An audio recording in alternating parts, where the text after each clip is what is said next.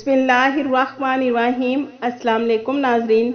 जैसा कि नाजरीन आपको मालूम है कि 30 सितंबर 2021 तक फ्री में अकामी और exit re entry visa extend होने का शाही फरमान जारी हुआ था।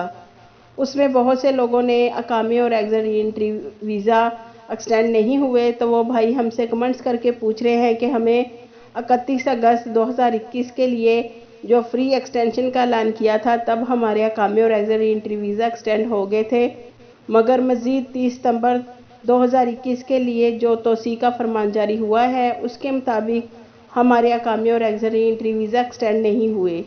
तो क्या मसला है? तो नाजरीन आप स्क्रीन पर सऊदी जवाज़ात का ट्वीट देख सकते हैं, जिसमें सऊदी शहरी ने जवाज़ात से पूछा है कि मेरा मुलाजिम छुट्टी पर गया है और उसका अकामा और एग्ज़िट री एंट्री वीज़ा शाही फरमान के बावजूद एक्सटेंड नहीं हुआ। नाजरीन आप स्क्रीन पर देख सकते हैं कि जवाज़ात ने क्या जवाब दिया है। सऊदी जवाज़ात का कहना है कि आपको जवाज़ात के दफ्तर आने की कोई ज़रूरत नहीं है, इस पर मरहलावार काम हो रहा है और वो भी ऑनलाइन काम हो रहा है। कंप्यूटर में या नेट में एरर की वजह से प्रॉब्लम हो सकती है, वरना सबके अकामी और एग्ज़िट री एंट्री वीज़ा 30 सितंबर तक रीन्यू हो जाएंगे इंशाल्लाह। नाजरीन जिन भाइयों के साथ ये मसला है वो परेशान ना हो, जवाज़ात ऑनलाइन काम कर रही है और आपके भी अकामी और exit re entry visa free में एक्सटेंड हो जाएंगे।